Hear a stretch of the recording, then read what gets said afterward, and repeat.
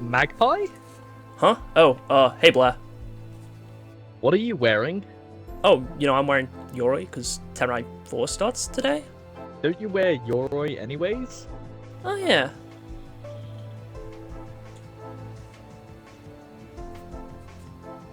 Anyway, you excited for Tenrai 4? Yeah, but I am concerned it's going to be another shop update. Have you not heard about the match composer? The what?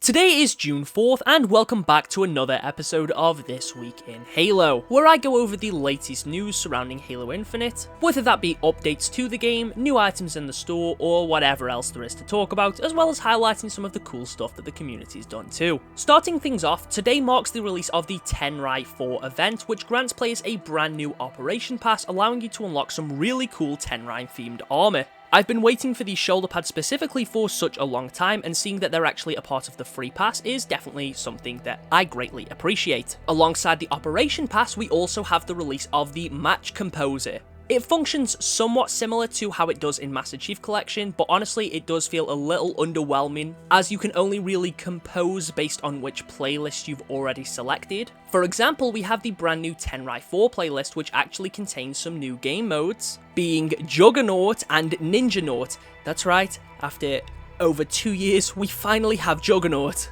And this playlist has 5 modes in total, being Ninja Slayer, Ninja King of the Hill, Ninja Ball, Ninja Naut, and Juggernaut, and you can select which one of these you actually want to queue for, so if you're not bothered about playing anything other than the new Juggernaut modes, then you can deselect those modes and just search for the ones you want to play. And I do feel like this is cool, but I do think it's also a bit underutilized. I feel like maybe Infection should be pushed into another playlist, so that way it can increase odds of playing certain modes that might be a bit less popular. For example, I don't feel like we need 3 Firefight playlists any longer. You can just put all of those into a Firefight playlist and players can just select which ones they want to queue for. But overall, the release of some new game modes is definitely very appreciated, and the Match Composer is still a cool feature. This month, for logging in, players can also unlock the brand new Unity coating, which is to celebrate Pride, and for a free reward, it's quite nice. You can also unlock the visor of the same name and an emblem to create a full matching set. You get this for all cores and you don't have to do anything to claim it, just log in and it's yours. Speaking of free coatings, players that had any issue claiming the Harvest Dusk armor coating with the recent HCS London event, if you did claim it for any core but had issues with it, you should actually be receiving it for every armor core now instead, which is pretty cool, and it's nice to see them compensate players that were having issues in that way. Anyways, moving over to the store, we have a few returning bundles and 2 new ones. So starting off with the returning ones, we have Shinobi Wrap, which gives you the Lilac Steel weapon coating for the AR. Although this is now fully cross-core between all weapons. You also get the Shinobi Wrap weapon model for the AR, the Shuriken Rare Charm, and the Sakura Epic Backdrop. This bundle only costs 400 credits, and for a weapon coating, a weapon model, an emblem, and a backdrop, this bundle only costs 400 credits, and overall I don't think that's a terrible deal, although these cosmetics are far from the most interesting. The Silent Sentry set has also returned, giving you the Wet Crow armor coating for every armor core. You also get the Shadow Crow shoulder pads, the Sparrow Temple chest attachment, the Shadow Raven knee pads, and the House of Warriors emblem. As a nameplate, weapon emblem, armor emblem, and vehicle emblem, this has been reduced to 800 credits from its original price of, I believe, either 1,200 or 1,000 credits. And overall, I would argue this is a pretty solid bundle. Next up, we have the Meditative State bundle, which gives you the Expressive Soul armor coating, the Imperial Crest helmet attachment for the base Yoroi helmet, the Mirror Tail rare stance, and the Black Opal weapon charm. This only costs 500 credits. Which is a reduction from its original price, and here you do get a pretty nice armor coating and a decent helmet attachment too. So for just 500 credits, there is definitely worse options in the game. The Otomosho set is up next. This costs 1,300 credits, gives you the Semblance Visor, the Worthy Opponent armor coating for every armor core, you get the Otomosho helmet, the Tengu's Gift helmet attachment for Otomosho, the Wave Slicer shoulder pads, the Graceful Leaves utility piece, the Staff Meeting Epic Stance, the Sharpened Crescent knee pads, the Shuriken emblem, and the Wisp's backdrop.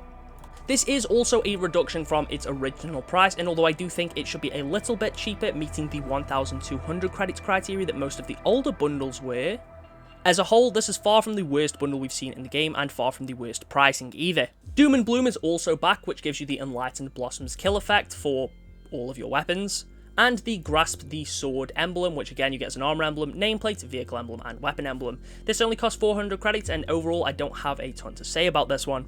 Enlightened Path is also back, which gives you the same amount of items. You get the Enlightened Path Mythic Effect set, as well as the Grand Play emblem.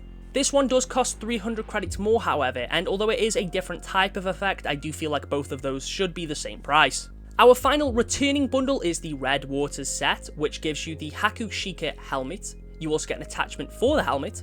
You get the Iron Tortoise shoulders, which I think are some of the best for the core, the Twin Dragons chest attachment, Tomorrow's Fortune utility piece, the Crest-worn wrist attachment, you get the Standing Slice legendary stance, the Red Waters visor, the Rosette Clay armor coating, and the Unfurled emblem, as well as the Unending Pattern backdrop. This cost 1,400 credits, and again, far from the worst deal, but it should be a little bit cheaper, I believe, to match the pricing of some of those older armor sets we had. Though you do get a decent amount of cosmetics here, and it is some cool armor for the Yoroi core, if that is your preferred armor. Though, of course, the helmet and shoulder pads are now fully cross-core anyway. And now with all the returning bundles out the way, we can move over to the new stuff, starting off with the Kendo Master set. This bundle costs 2,200 credits, but does it make up for its high pricing with the items inside? First of all, you get the Kendo helmet, which kind of looks like a helmet that someone would wear for fencing. You also get an attachment for Kendo, being the Temple Champion attachment, and this definitely makes it look much more like a samurai. You also get the first movement shoulder pads, and these are pretty cool. You get the Burden of Metal chest attachment, which is quite subtle, the Burden of Wind utility piece, the second movement wrist attachment, you get the Marked Scars armor coating for all of your armor cores, and this is decent. You get the Leaping Bounty weapon model for the sidekick, and this is honestly kind of cool, though I don't know how I feel about the big slab on the bottom of the gun. And then you get the Secret Greetings weapon coating, which honestly looks quite 4 on it. Don't get me wrong, the armor pieces here are pretty solid, the weapon model is nice too, and so are the coatings, but 2,200 credits is definitely very overpriced, especially in comparison to the other bundles that are on the store right now, like Red Waters and Otomosho, which cost almost 1,000 credits less each. So I do feel like this should cost nowhere near as much as it does, and honestly, again, I'm going to say it, we should have the option to buy items individually, or at least these should be broken up into some smaller bundles, like the weapon model and weapon coating should be included in their own individual bundle. That way, players that just want the armor can get the armor, and players that just want the weapon model can get that. The fact that these are all paired together in what is a quite expensive bundle, honestly, is really underwhelming and disappointing. Our final armor set, Ikari Legacy, costs the same price and contains the same amount of items. You get the Ikari helmet, which looks pretty interesting, the Final Resolve helmet attachment for Ikari, you get the Cave Bear Guard shoulder pads, the Clawed Plate chest attachment, and this is kind of cool. You also get the Beckoning Blades utility piece, the Beast Pad knee pads, the Dark Bronze armor coating for all of your armor cores, and I actually really like how this looks. You also get the Fortune Bold weapon model for the Hydra launcher, and I believe this is our first weapon model for the Hydra. And then our final item here is the Crimson Coral weapon coating for all of your weapons, but honestly, this is a super basic red weapon coating, and there is plenty of better alternatives if that is the main thing in this bundle you care about. Again, I've got the same criticisms here as the Kendo Master set. The weapon model especially should be able to be brought individually. This bundle shouldn't cost anywhere near as much as it does, but the armor pieces themselves are quite cool. Anyway, moving away from the main store, we also have a refresh in the exchange for the first time. So if you're after some new free stuff to unlock, this is definitely the best place to look. There is only one brand new item here, however, at least when you don't include emblems, and that is the Rain and Thunder wrist attachment. This is a decent piece for the Yoroi core, but honestly I was really hoping there would be some more stuff here, like the Butterfly Crest shoulder pads. However, for players that missed the original Tenrai event, there's definitely some stuff here that you might have missed out on. With the main thing, of course, being the Yokai helmet, which you can get for just 10,000 points on the exchange, so it definitely feels like 343 addressed some of the criticisms with the exchange pricing here, bringing that down to just 10,000, whereas something like the Zandufalu coating is still 30,000 points. It is worth mentioning all of the original items from the exchange are still there, so if you missed out on any of those, you've got nothing to worry about. But it is cool to see Yokai back alongside some of the coatings released in that original Tenrai event. We've got things like Fog Painting, Echo Blue, the Dragon Bark shoulder pads are also here. So there's actually some decent armor pieces that players can unlock from the exchange. And since the new event pass will also contain a ton of Spartan points, you will be able to get plenty of stuff to flesh out your Yoroi core. And again, helmets and shoulders are cross-core anyway, so you can get a few pieces that you can use on all of your cores regardless. Next up, we now move over to our community spotlight segment to showcase some of the cool things you've all been working on this week, starting with some renders by Currently Not Here. This first one I absolutely adore, having the focal point be the helmet is a nice little callback to Reach with the Spartan and the ships in the distance. This is just a really cool render. And then they've submitted this other one which shows their fire team of Spartans, showcasing a variety of armor pieces. The poses used on the Spartans all look super well done too. Delusive Man also wanted to submit an overkill clip that they got, so I'm just going to let that play real quick. Sin vida.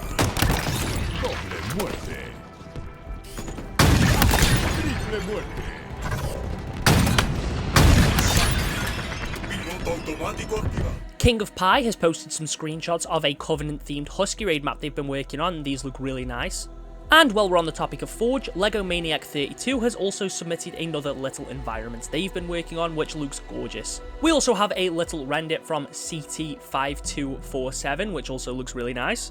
And to close things off, we have a Forge map by the name of Facade, which was created by various forgers and was submitted to the Discord by Yeehor J24. The map can be played on a variety of modes, but I've been told that it works best for Husky Raid and Slayer.